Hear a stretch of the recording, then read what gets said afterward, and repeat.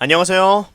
해외 축구 승패 프리뷰. 이번에는 7월 17일에 라리가 10경기, 같은 날 10경기 함께 살펴보도록 하겠습니다. 확인하시기에 앞서서 구독과 좋아요, 알림 설정도 부탁드리겠습니다. 먼저 첫 번째로 에이바르와 바야돌리드의 경기입니다. 에이바르와 바야돌리드는 지금 리그 15위 그리고 14위에 위치하고 있어 강등권과 유로파 대회 진출은 어느 정도 불가능해진 리그 중위권이죠.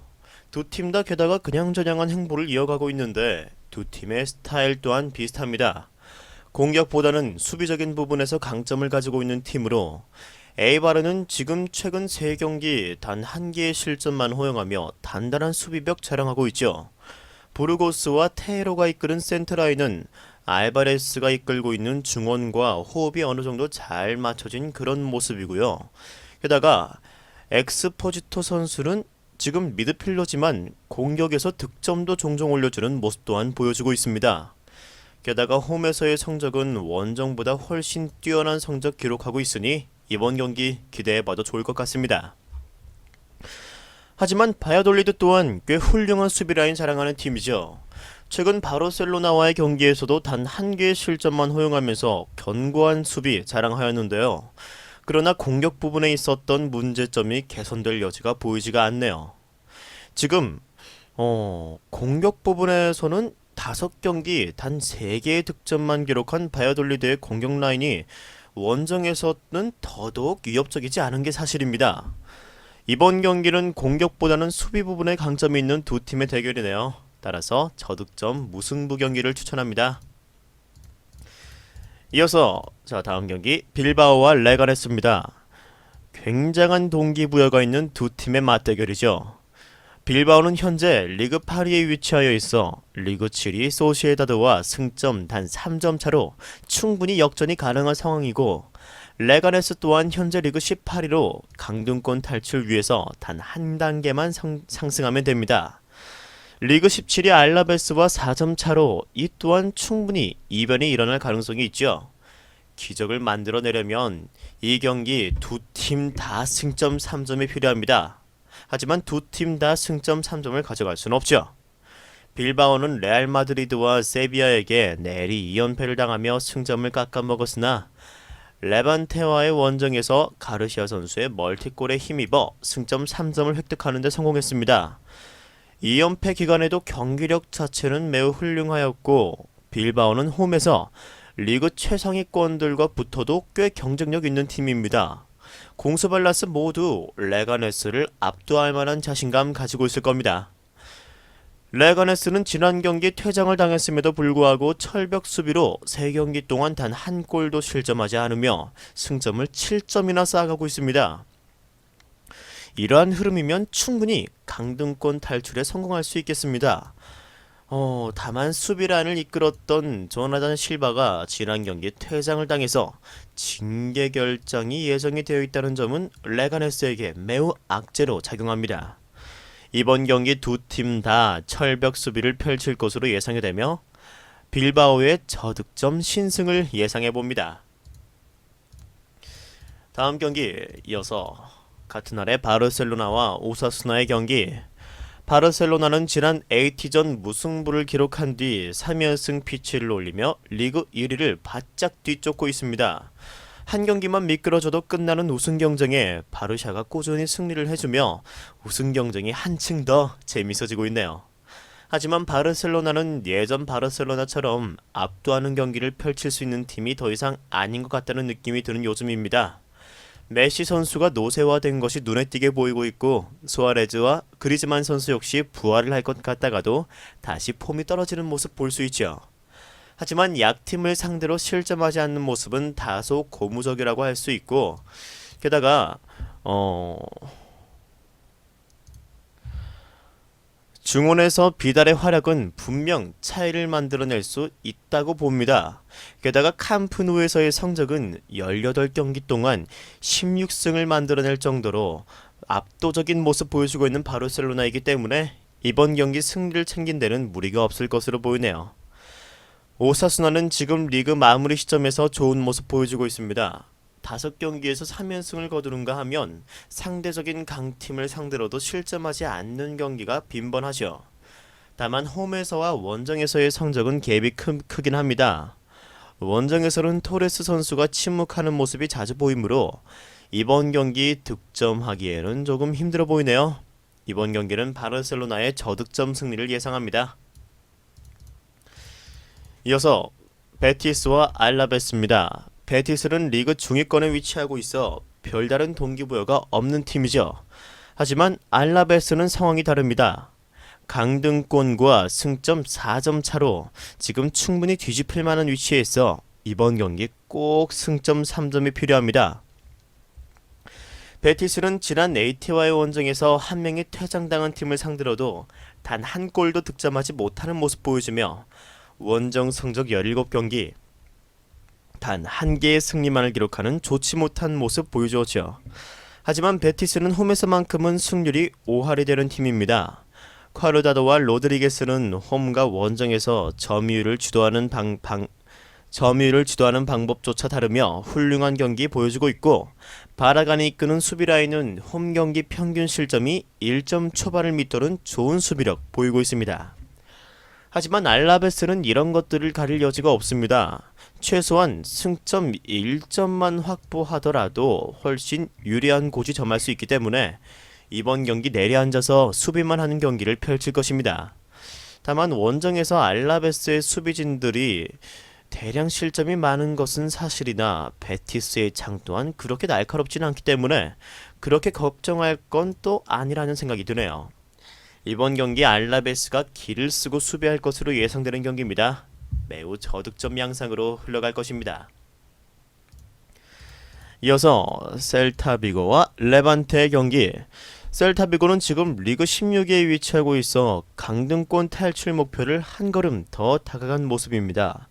최근 5경기 동안 승리가 없고, 게다가 아스파스가 계속 침묵하고 있으며 승점을 깎아먹고 있지만 팬데믹 리그 중단 전 벌어놓았던 승점 때문에 그래도 한숨 돌릴 수 있는 상황이죠. 하지만 경기력 부분에서는 매우 아쉬운 부분입니다. 문제가 심각하다고까지 보여지죠. 변형 3백을 꾸준히 고집하던 셀타비고는 현재 요코실로와 하피냐 선수, 벨트란 선수의 호흡 부족으로 꾸준히 지금 실점하는 경기가 나오고 있고요. 홈 원정 가릴 것 없이 미나와 아스파스는 침묵하고 있습니다. 지난 경기 미나 선수의 득점이 나오긴 했지만 그래도 웰메이드 골은 아니었기에 공격진들의 호흡에 문제를 찾을 수 있었습니다. 이번 경기 셀타비고가 아니라 레반테에게 유리한 면이라고는 레반테에게서도 긍정적인 면을 찾을 수 없지만 더더욱 셀타비고에게서는 체력과 홈구장뿐인 이점 외에는 찾아볼 수가 없다고 할 수 있죠. 반면에 레반테 경기력 또한 아까 간편히 언급드렸다시피 썩 좋아 보이지 않습니다. 지난 빌바오와의 홈 경기에서 가르시아에게 2골을 얻어맞으며 수비 불안 모습을 보여주었는데, 이는 로테이션 자원이 부족한 중위권 팀에게서 어쩔 수 없이 나오는 그런 딜레마라고 할 수 있습니다. 게다가 현재 동기부여도 없는 중위권에 위치하고 있어서 90분이 넘어가 지고 있는 상황에서도 별다른 공격 의사가 없는 모습 또한 보여주고 있죠. 이번 경기는 두 팀 다 지루한 공방전 펼칠 확률이 매우 높습니다. 저득점 경기가 될 확률이 높네요.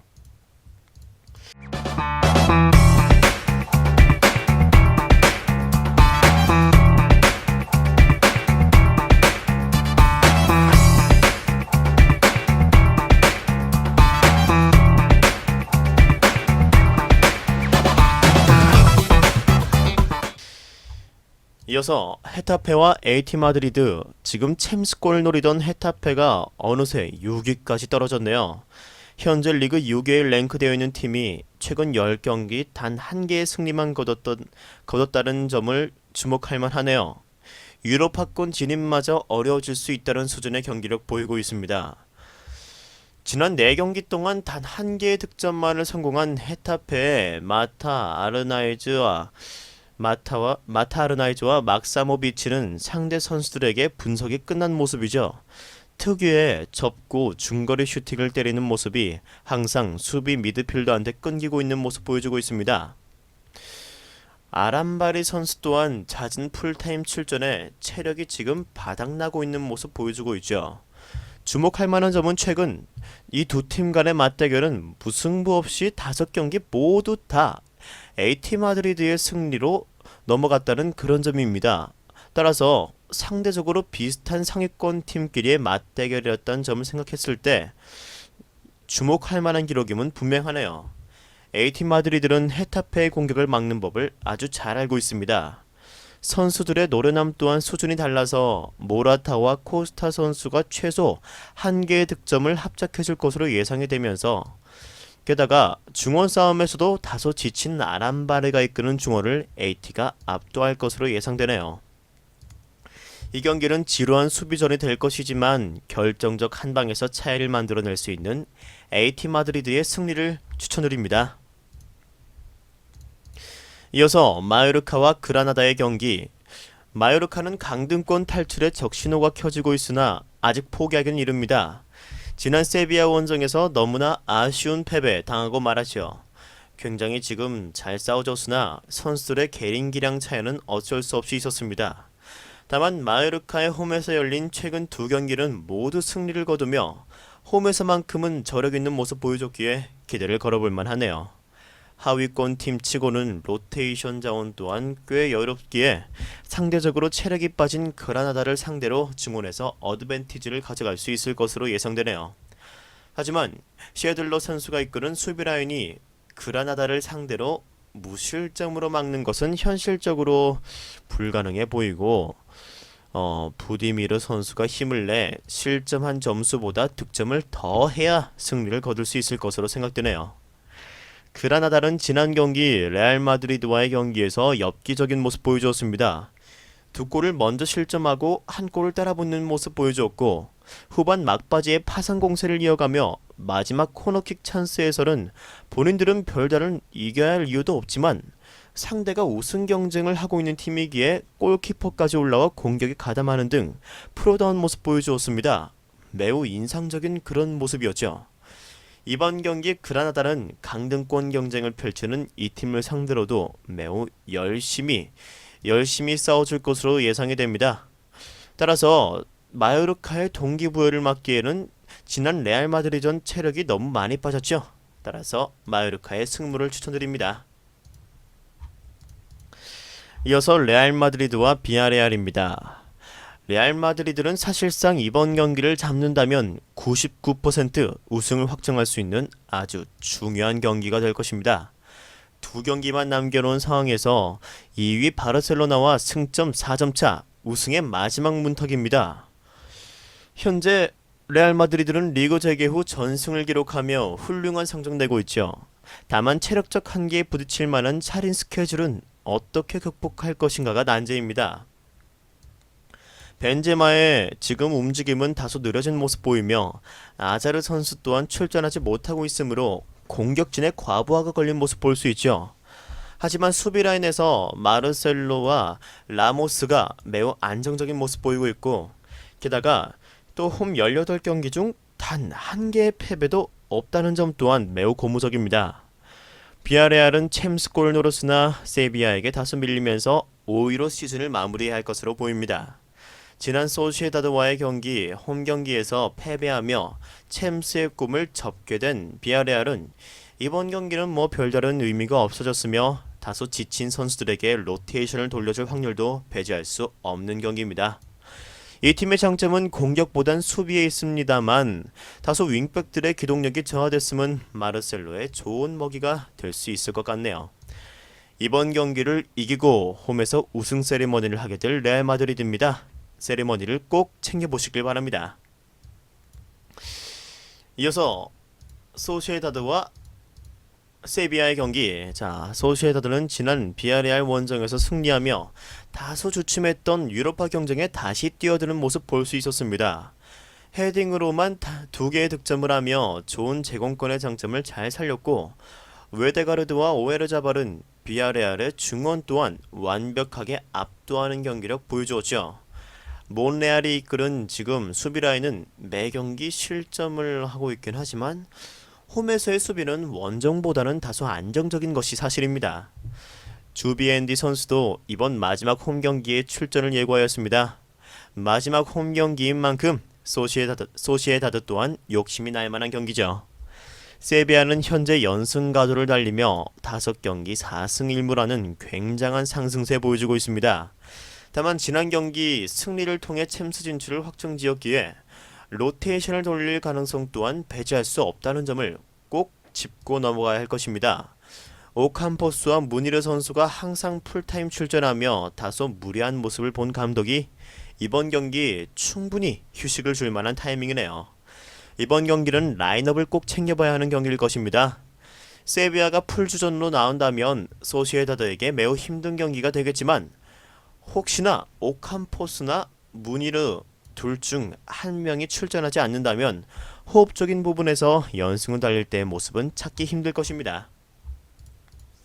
이어서 마지막 경기 발렌시아와 에스파뇰, 그냥저냥한 중위권 팀과 강등이 확정된 에스파뇰의 경기입니다. 발렌시아는 지금 홈에서 바야돌리드를 잡으며 좋은 상승세를 타는가 하였으나 지난 레가네스전 역시나 저희가 예측한 대로 패배하게 되면서 10명이 뛰었던 레가네스를 상대로도 승리를 거두지 못했네요. 이로써 유로파 진출은 사실상 좌절되었습니다.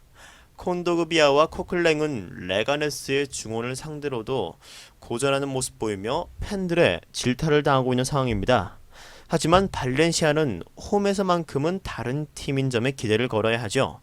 18경기 중 단 1개의 패배만 당하며 훌륭한 모습 보여주었고 게다가 홈 마지막 경기기에 팬들이 입장하지 못하지만 팬들을 위해서 승리로 마무리할 것을 다짐한다 하였습니다. 그리고 여담으로 이번 경기 이강인 선수의 선발 출전을 예고하는 감독의 발언도 있었으니 지켜보면 좋을 것 같네요. 에스파뇰은 별다른 코멘트를 할 수 없는 승점 자판기 수준의 경기력 보이고 있습니다. 7연패를 당하고 있는 팀이고 공수 밸런스는 엉망입니다. 지난 경기 홈에서 시종일관 에이바르에게도 압도당하는 모습 보인 이 에스파뇰이 홈 극강 발렌시아를 잡을 수 없어 보입니다. 우레이 선수는 다른 팀을 어서 알아봐야겠네요. 이번 경기는 홈 극강 발렌시아가 마지막 홈 경기를 승리로 장식할 수 있을 것입니다.